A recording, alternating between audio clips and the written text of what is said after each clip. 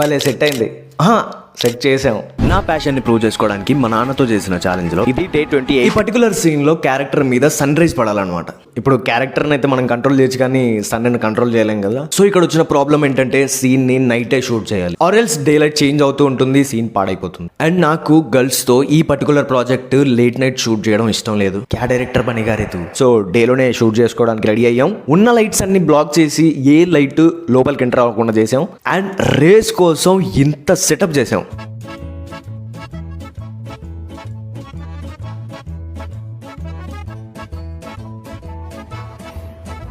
DOP గారు కష్టపడుతున్నారు, నేను హెల్ప్ కూడా చేయట్లేదు, చేయను. అవుట్పుట్ కావాలా?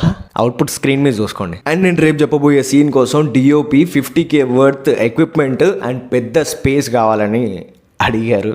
ఇప్పటికిప్పుడు 50K ఎక్కడదాను పెద్ద